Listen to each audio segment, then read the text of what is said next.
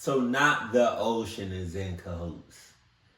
God damn! I cannot. So, yo, you got your snacks, your cuddle buddy, and your Adidas. Check, and let's I started talking to this girl years back named Christina. Right. We met through Oh, wow. Oh, shit. I still know a girl named Christina. I used to work at Publix. It's a grocery store in the southeast of America.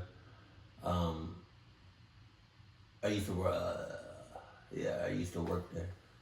And I used to know this girl, Christina, but she was crazy as shit. It was years ago though. But she was crazy. She would follow me around the store when she think I wouldn't notice, you know.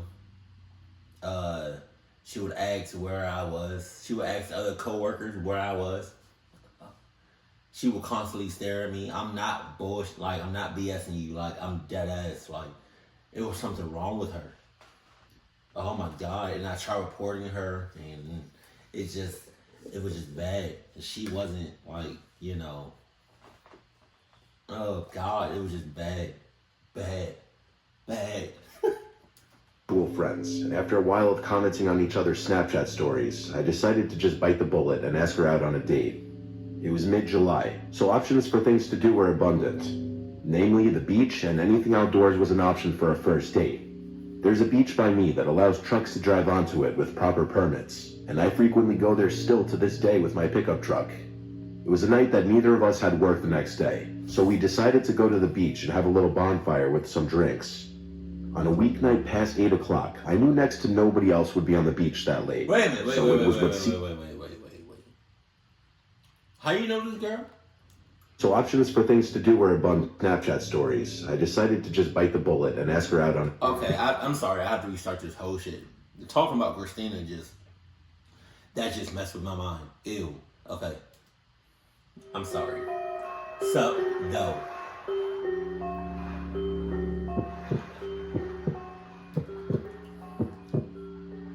I started talking to this girl years back named Christina.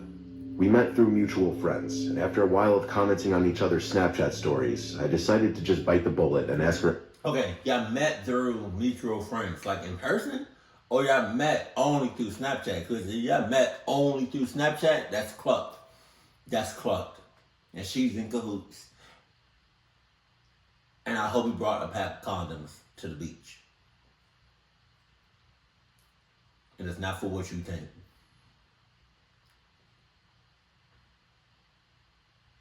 Let me tell you what the condoms are for, or do y'all understand what the condoms are for? Like, in the comment section below, you know, to the people that know,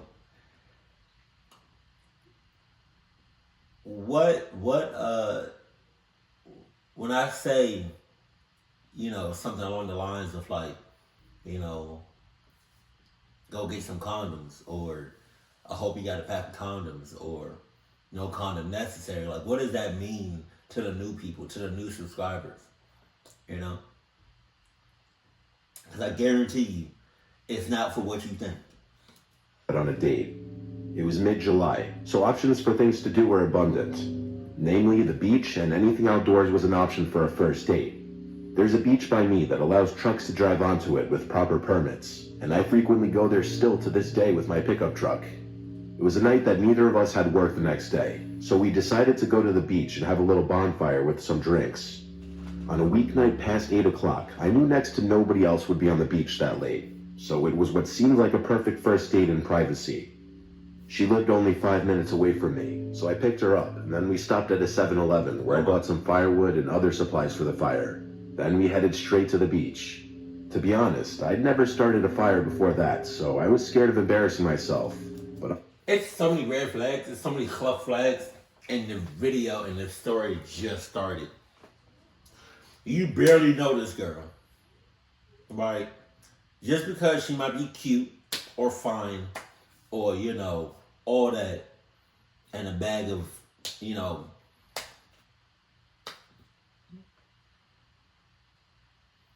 Chipotle chips, don't mean, like, she could be crazy as shit.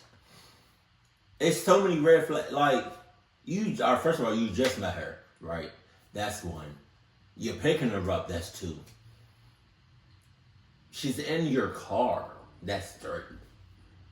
And then you go up to a beach, kinda at night, with really little to nobody around you.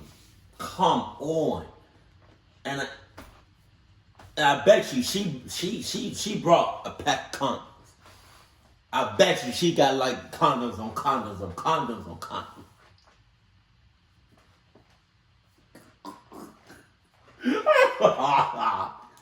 Paper, it sounded like a good idea. I pulled us onto the trail that leads to the beach. It's a decently long trail, and at one point there's a fork in the path where 99% of people turn right to the main beach, but I often go left because it's a lesser known, smaller but more private section of beach. Jesus. We went left, and when we got to the beach section, we were the only people there. I had my brights on and could see basically all the way down the empty beach. Not another truck in sight.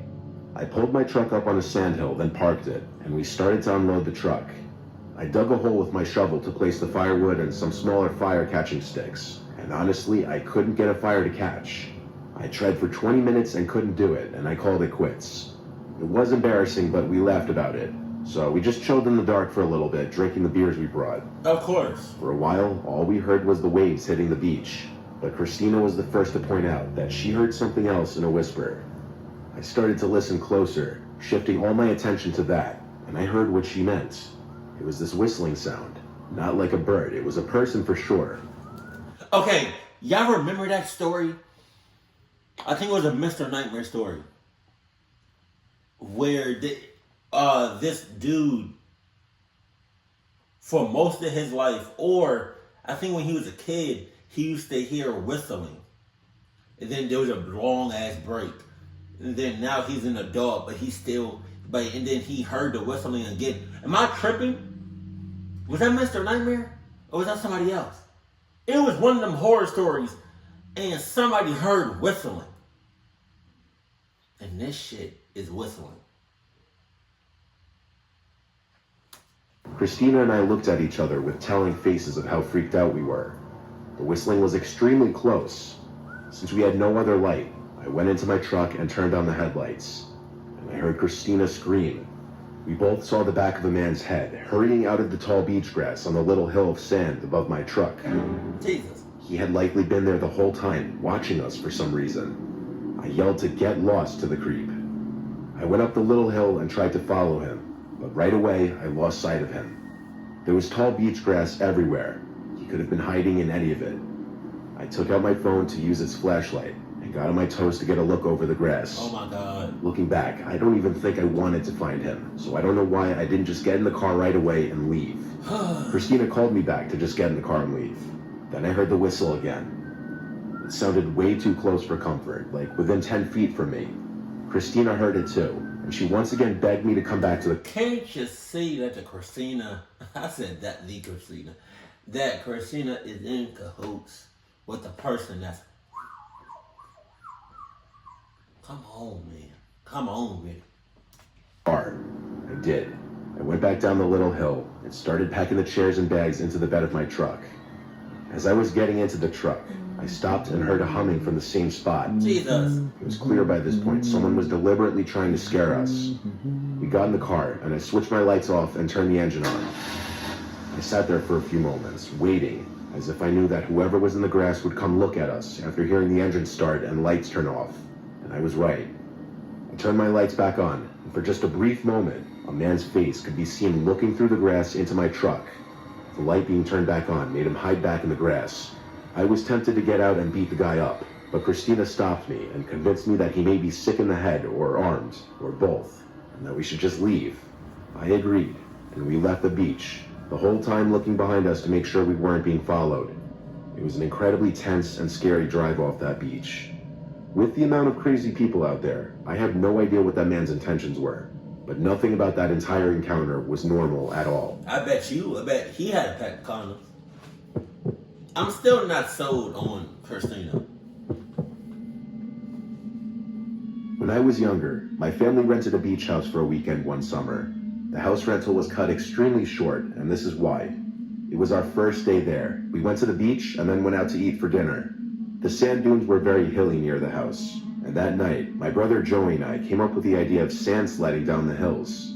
We found a couple big cardboard boxes in one of the closets in the house, so we cut pieces off the boxes to use as sleds.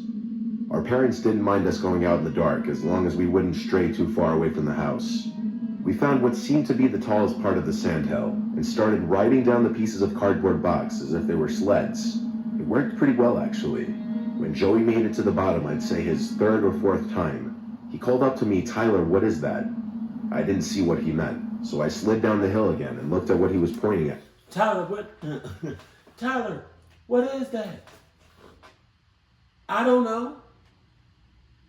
How about you get closer to it and figure out what it is? As I go back in the house and watch far over yonder. What did I just say? Ha ha! That's. Yeah, I'm gonna just go ahead and chill. You can check it out. You know what I mean? I'm not going back. The fact that your parents told y'all just don't stray away too far from. She put a lot of trust in y'all. And I don't know why, because of this shit. No, what is that? It was something in the ocean. It was this black object. It was something in the ocean. Well, let the ocean figure it out, what it is. You know? That's the ocean problem. That's the ocean's problem. That's not your problem. That's the ocean's problem. The ocean is big enough to take care of whatever it is. That's not your problem. What your problem is the fact that you're not in this house. If you're not in this house in the next 5 seconds, 1, 2, 3, 4, 5, all right, bet. You gotta cut the ties. Come on, cutting all ties. What are the divorce papers at? Huh? I told you be in this house within 5 seconds, 1, 2, 3, 4, 5. And you still won't go check it out. Well, now the ocean's about to have two problems. Because whatever that thing is, that's one problem. And now your ass is about to be in there. I told your ass to let the ocean take care of that. That's the ocean's problem. Jesus. Out from the water. The moon's reflection on the ocean was just enough to see this object, but not know what it is. It looked like something was definitely floating in the water, though. We were a little freaked out and were too scared to go closer and look at what it was. Oh, yeah? So we walked a little further down the beach to look for a different hill. We found one that wasn't as tall, but it was still near enough to the house. My brother slid down the hill first. I stood at the top watching. I looked out to the ocean again, and I saw that black object in the water again. It's as if we didn't even move, or as if it followed us. I yelled at Joey to look at the ocean again. He looked and probably saw it right away, because he ran up the hill to me freaked out. We were discussing what we thought the thing could be. Maybe we didn't move as much as we thought we did.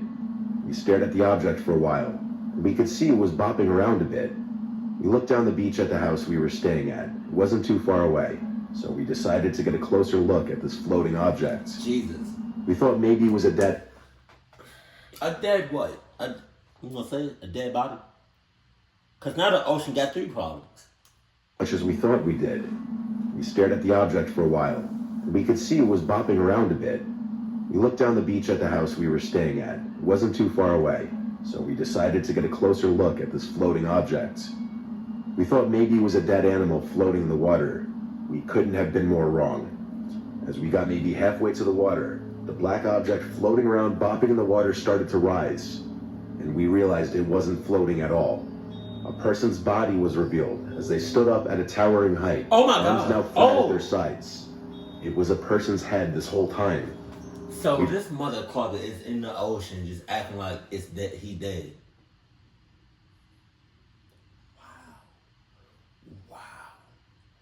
Wow. So the ocean is helping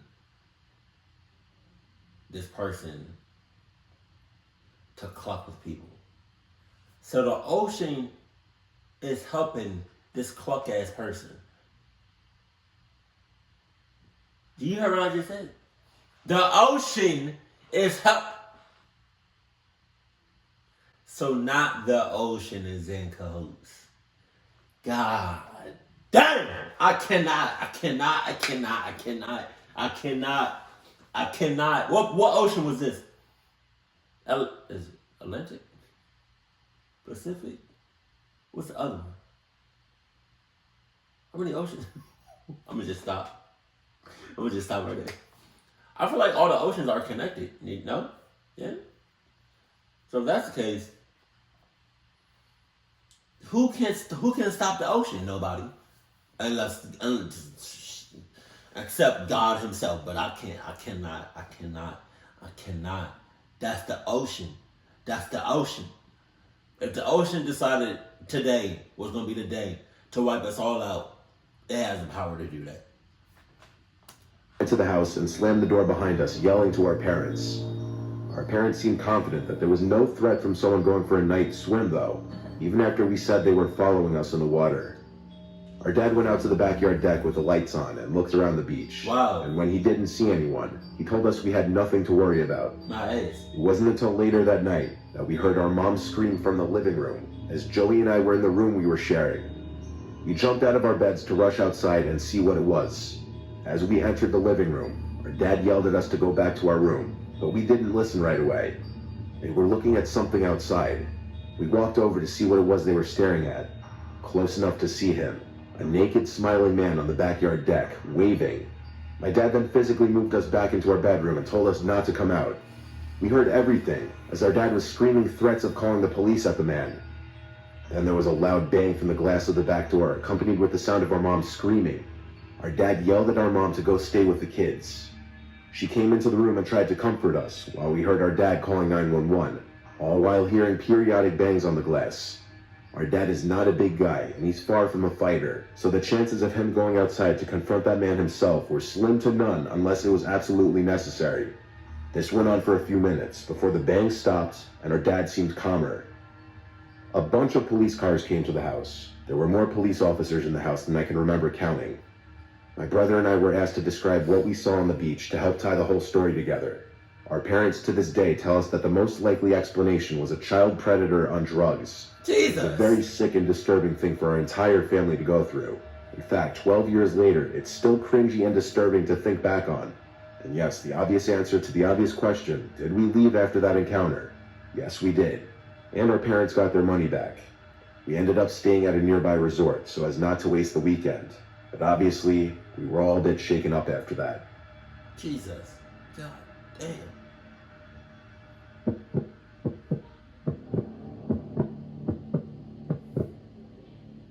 When I was 20, my girlfriend Stevie and I wanted to go to this local beach fireworks show for the 4th of July. However, all the main beach parking lots were completely full. There was absolute chaos. Is it me? And I know it's not just me. Who, in the comment section below, who else has a fear of being around a big, huge group of people? Like something like, y'all saw these people? Like all these people here, or like, you know, at an amusement park, or like a social gathering, or like a concert, where it's just like a bunch of people all in one space. I'm not claustrophobic. I mean, to a certain extent. But like, I'm not claustrophobic. But like, being in a big, huge group of people gets me nervous as shit. Because like, I'm the type of person to like, I'll be like scanning everybody at the same time, having a good time, right? But I'm just like, who in here is about to blow us all up? Who's gonna be the one or persons to gas the whole thing? Like, you know what I mean? And I don't even want to think like that. Like, You were in a fur coat from your neck all the way down to your knees. And we in an outside concert with thousands of people here. That's over 100 degrees. It's over 100 degrees. And you were in a fur coat. Buttoned all the way up. Zipping all the way up.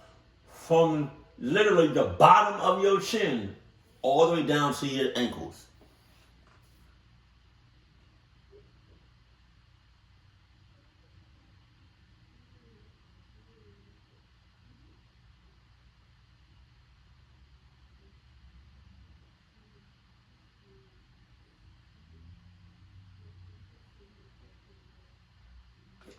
Nope. I'm getting my money back and we haul laughing.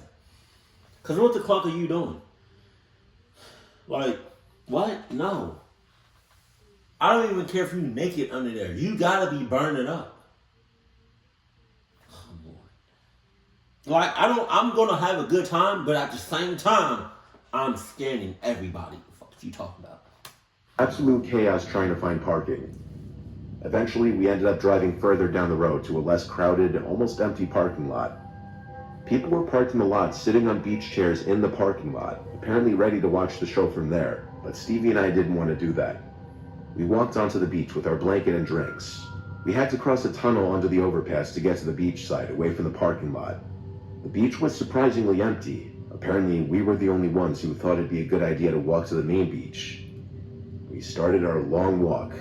We walked for literally 20 minutes until the fireworks started shooting into the air. We weren't that close, but it was better than nothing, and we were tired from walking. We had the beach to ourselves where we laid down the blanket. We were literally just making the best of the situation. The fireworks show was decently long. About 10 minutes into the show, I heard voices from behind us. I turned around and saw a few people in the distance.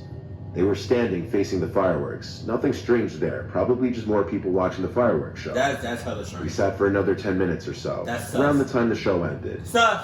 We were being eaten alive by mosquitoes by that point, so we picked all our stuff up. I'm glad he said mosquitoes. Oh, God. Yo, my mind just goes to, like, really, my mind is just, like, off the wall sometimes. Because I'm about to say, why would you just be sitting there chilling, being eaten alive? You know, on some, what's it called? What is it called when you eat somebody else? Cannibalism? I think.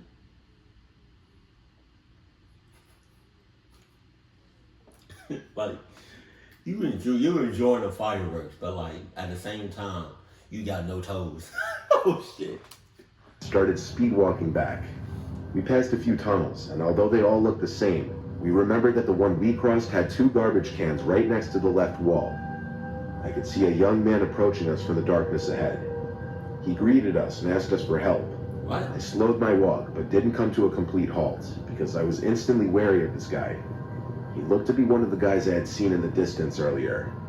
He was pointing into the tunnel next to him, saying his friend was injured and he needed help. That's tough. That sucks. And what is that in your pocket? A pack of condoms? Come on with it. He didn't have a phone on him. Stevie seemed equally sketched out as me. I continued to inch away from the guy while holding her, gauging this young Hispanic man who appeared to be in his mid-20s. I asked him where his friend was, and he said in the parking lot beyond the tunnel. I looked into the tunnel, which was completely pitch black. There was no way in hell I was going through there. It seemed incredibly off. I apologized and said we're in a hurry, and pulled Stevie along with me as we continued to walk quickly away. The man's tone changed to more annoyed, angry. He called me a piece of shit as we walked away. I didn't even turn around to acknowledge. I just whispered to Stevie to keep walking.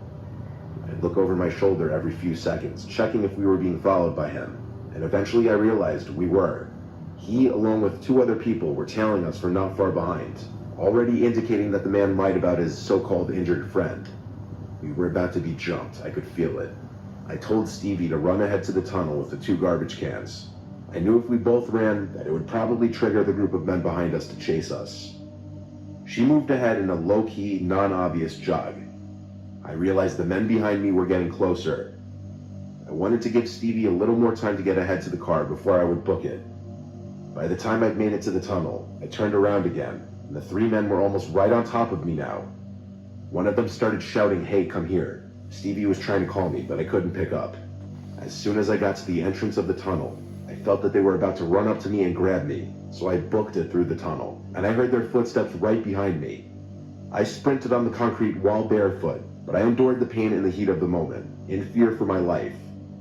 I made it through the tunnel to the parking lot, which was lit up by streetlights, thank God. And somewhere in the tunnel, the three men stopped chasing me. The parking lot was now empty besides two other cars, and my car, which Stevie was already in with the lights on. I ran to get in the car, and I looked back one final time to the tunnel, and saw two of the three guys standing probably 10 feet into the tunnel, watching.